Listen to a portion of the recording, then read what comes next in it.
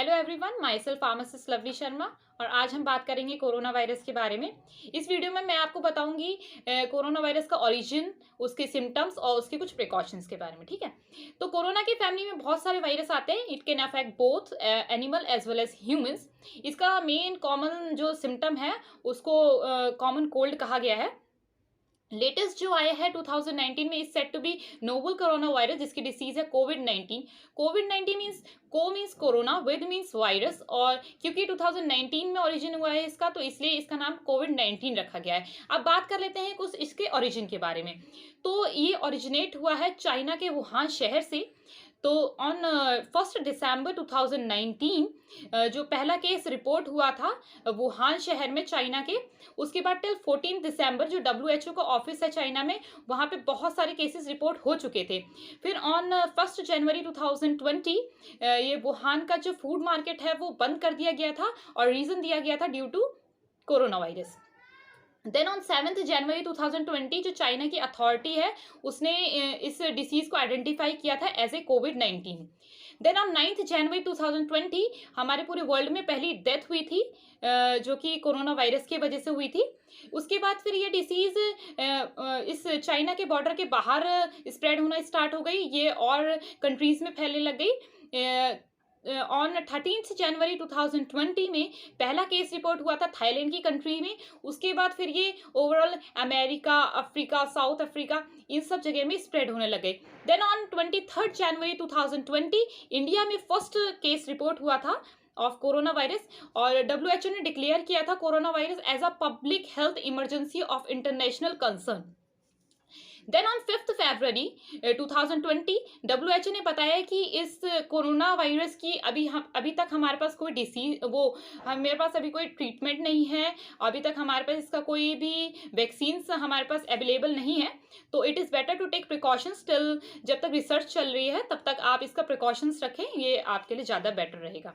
ठीक है, then on 11 February China ने ये एक्सेप्ट किया कि इस डिसीज़ के जो कोरोना वायरस डिसीज़ है उसके बारे में हमें पहले से नॉलेज थी, लेकिन जो हमने पब्लिक अलार्म है वो लेट रेज किया था। देन ऑन 11 मार्च 2020 बहुत से केसेस आ चुके थे, और WHO ने जो ये कोरोना वायरस है उसकी वजह से ग्लोबल पैंडेमिक भी घोषित किया था इसको। देन टिल 13 मार्च तक approx 122 countries are affected by the corona virus disease. कई लोगों की डेथ भी हो गई थी due to corona virus. It is very harmful, you know. Then on 23 March 2020, जैसे कि आप सब लोग को पता ही होगा, तब से हमारे पूरे वर्ल्ड में लॉकडाउन लग गया था। अब लॉकडाउन लगने की वजह से हमारी जो कई पब्लिक है वो अनएम्प्लॉयड हो गई थी, और जिसकी वजह से जो हमारा देश का और जो आधी पब्लिक है हमारी, उसका जो आर्थिक स्थिति है उसका लेवल बहुत डिक्रीज हो गया था। बट कहते हैं ना, लाइफ मस्ट गो ऑन। तो लाइफ के लिए तो इम्पॉर्टेंट है कि हमें फूड मिले। तो फूड तो तब मिलेगा जब कोई इंसान जॉब करेगा, जब कोई एम्प्लॉयड होगा, जब कोई काम करेगा, तभी तो हमें फूड मिल पाएगा ना। तो अब जॉब तो मस्ट है, जॉब तो हमको करनी है, तो इसलिए इंपॉर्टेंट है कि हम लोग जॉब करें विद प्रिकॉशंस। अब इसके प्रिकॉशंस या ट्रीटमेंट के बारे में हम लोग बाद में डिस्कस करेंगे, पहले हम डिस्कस करेंगे इसके सिम्टम्स के बारे में। तो जब तक इस टाइम तक एग्जामिन किया गया है कि जो कोरोना वायरस के जो डिसीज़ है ये मेनली ओल्ड एज में और या फिर चिल्ड्रंस में ज़्यादा अफेक्ट करता है rather than the young age people. क्योंकि ये इसलिए अफेक्ट ज़्यादा करता है ओल्ड एज और चिल्ड्रंस में, क्योंकि यंग एज की जो इम्यून पावर होती है, इम्यून सिस्टम जो होता है वो उनका बहुत स्ट्रांग होता है ओल्ड एज से और चिल्ड्रन से। ठीक है, तो इसका मेन सिम्टम बताया गया है कफ एंड कोल्ड। बट क्या आप लोग जानते हैं कि अगर कभी किसी पर्सन को कफ हो जाता है, अगर कोई इंसान एक बार खांसता है, तो हमारे माउथ से और हमारे नोज से अप्रॉक्स 3000 सलाइवा हमारे माउथ से बाहर आउट होता है। या फिर किसी इंसान को स्नीजिंग होती है, तो जैसे कि कोई इंसान अगर छींकता है तो अबाउट 40,000 सलाइवा हमारे माउथ से, हमारे नोज से हमारे बाहर निकलता है ना। तो लेकिन इसमें जो शॉकिंग न्यूज़ ये है कि जो एक सिंगल ड्रॉप सलाइवा की कंटेन करती है 20 लाख कोरोना वायरस को। एक सिंगल ड्रॉप, क्या आप सोच सकते थे ऐसा हो सकता है? लेकिन हाँ, ऐसा ही है। और एक single saliva drop can go up to 1 metre of range. जब हम कोई स्नीज करते हैं, हम छींकते हैं, तो हमारी जो सलाइवा हमारे माउथ से या फिर हमारे नोज से बाहर निकलता है वो एक 1 मीटर की रेंज तक इतनी दूर तक जा सकता है, ठीक है। और from the speed of 300 kilometre per hour, 300 kilometre per hour की स्पीड से जो हमारे मुंह से सलाइवा निकल रहा है वो 1 मीटर की दूर तक गिर रहा है, जो कि बहुत ज़्यादा इफेक्टिव है ना।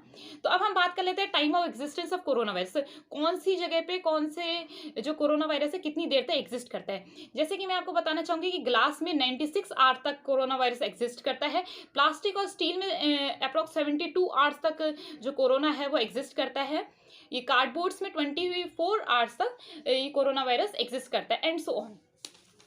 देन हम बात कर लेते हैं इसके कुछ ट्रीटमेंट के बारे में। तो WHO, जैसे कि आप सब लोगों को पता ही होगा, अभी तक इसका कोई ट्रीटमेंट नहीं आया है, तब कि WHO के जितने भी साइंटिस्ट हैं वो इस चीज़ को अभी रेगुलरली सर्च कर रहे हैं, बट अभी तक कोई भी वायरस या वैक्सीन नहीं आ पाई है, ठीक है। अब जो मिडिल क्लास लोग हैं, कहीं वो ये ना सोचें कि वैक्सीन आते जैसे ही वैक्सीन आएगी हमारे इंडिया में वैसे ही हमको लग जाएगी, ऐसा नहीं है। पहले अगर वैक्सीन आएगी तो पहले जो इन्फेक्टेड लोग हैं पहले उनको वैक्सीन, ये उन तक वैक्सीन पहुंचाई जाएगी। उसके बाद जो ऐसे लोग हैं जिनको सिम्टम्स अभी नहीं दिख रहे हैं बट उनको भी कोरोना होने के चांसेस है, तो उसके बाद उनको वैक्सीन पहुंचाई जाएगी। उसके बाद फिर जो मिडिल पीपल है, जो मिडिल हम जैसे इंडिविजुअल्स हैं, जो उन तक वैक्सीन फिर बाद में पहुंचाई जाएगी, ठीक है। तो इट इज़ वेरी इम्पॉर्टेंट कि हम लोग जाने इसके सिम्टम्स क्या हैं, या फिर इसके हम लोग अब इसके ट्रीटमेंट तो कुछ हमारे पास है नहीं, तो इसके लिए हम लोग को प्रिकॉशंस अपने रखने पड़ेंगे। तो इट इज़ नॉट इम्पॉर्टेंट कि every cough and cold is a corona, ये इम्पॉर्टेंट बिल्कुल भी नहीं है कि अगर आपको कफ या कोल्ड हो रहा है तो आपको कोरोना है, ऐसा नहीं है। लेकिन अगर आपको फील हो रहा है कि कफ और कोल्ड के साथ आपको ब्रीदिंग प्रॉब्लम हो रही है या प्लस फीवर भी आपको हो रहा है, तो it is necessary to concern your doctor. आपको ज़रूर अपने डॉक्टर को दिखाना चाहिए जाके उस टाइम पे, क्योंकि it can be a corona, है ना, ठीक है। If you are having cough you must cover your mouth. अगर आपको कफ हो रहा है तो आपको अपना माउथ कवर करना है हैंकरचीफ से या फिर टिश्यू से। अगर आपके पास कुछ भी अवेलेबल नहीं है, कोई क्लॉथ अवेलेबल नहीं है अपना माउथ कवर करने के लिए, तो you must use your elbow so that it can your mouth can be covered, okay. तो if you can feel your symptoms, अगर आपको ऐसा लगता है कि आपको कोरोना के सिम्टम्स हो रहे हैं तो आपको पैनिक नहीं होना। पैनिक बहुत बड़ा डिसएडवांटेज है किसी के इम्यून पावर का, तो आपको पैनिक नहीं होना है। आपको बस प्रिकॉशंस लेने हैं। प्रिकॉशंस ऐसे लेने हैं कि आप जो चिल्ड्रन और ओल्ड एज पीपल है उनसे एटलीस्ट फिजिकल डिस्टेंस बना के रखें, है ना। उसके साथ साथ में ये सभी के लिए है कि आप प्रॉपर ग्लव्स यूज़ करें, मेरी तरह जैसे मैंने ग्लव्स पहन रखे हैं, आप प्रॉपर ग्लव्स यूज़ करें, सैनिटाइजर्स यूज़ करें, हैंड वॉशेस यूज़ करें और मास्क प्रॉपरली आप लगाएं, सो डैट कि अगर आपको कोरोना वायरस है, आप अगर आपको ऐसा लगता है कि आपको कोरोना वायरस है, तो अगर आपको है भी सच में, तो वो किसी और तक स्प्रेड ना हो, है ना। अब बाकी की चीज़ें हम लोग अगली वीडियो में इंक्लूड करेंगे। तो अगली वीडियो के लिए फॉर द सेकेंड पार्ट के लिए आप लोग please do subscribe and like my video for the latest notifications. Thank you so much. I hope आपको मेरी वीडियो अच्छी लगी होगी। तो last but not the least, आप नेक्स्ट वीडियो तक जाएं, उसको देखें, उसको सर्च करें। अगर आपको कुछ भी इसमें अपडेट चाहिए हो या फिर आप कुछ और इस चीज़ में मेरी वीडियो में आप अपडेट कराना चाहते हैं, तो आप प्लीज़ मुझे कमेंट कर सकते हैं, okay. Thank you so much for watching my video.